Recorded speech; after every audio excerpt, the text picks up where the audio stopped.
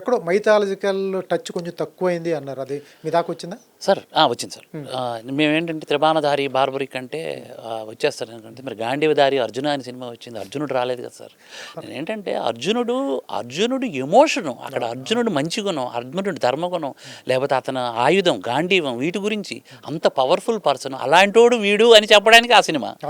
ఇక్కడ కూడా నేను ఒక హీరో గురించి చెప్పలేదు సార్, అందరు పర్స్పెక్షన్ని ఇచ్చేసాను. అంటే ఒక్కొక్క క్యారెక్టర్, ప్రతి క్యారెక్టరు ఒక బార్బరికుడు కనబడతాడు. బార్బరికుడిలో 2 కోణాలు ఉన్నాయి సార్. ఒక్క నిమిషంలో యుద్ధం ముగించేస్తే కురుక్షేత్రం ఒక్క నిమిషంలో అంతమైపోతే కలియుగానికి చెప్పడానికి ఏముండదు, ఇక ధర్మం అన్యాయం ఏం చెప్పడానికి ఉండదు. ఇలాంటి ఇది తప్పు ఉంది, పాజిటివ్ ఉంది. పాజిటివ్ ఏంటంటే అది జనాలకి వెళ్ళాలి కాబట్టి ఆయన తలను కూడా కృష్ణుడు అడిగితే ఇవ్వడానికి వెనకాడలేదు.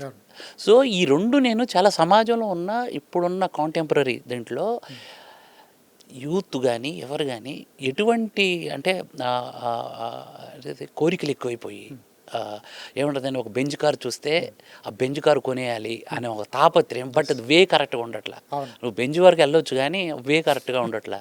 డైవర్షన్ తీసుకుంటున్నారు, చాలా తీసుకుంటున్నారు.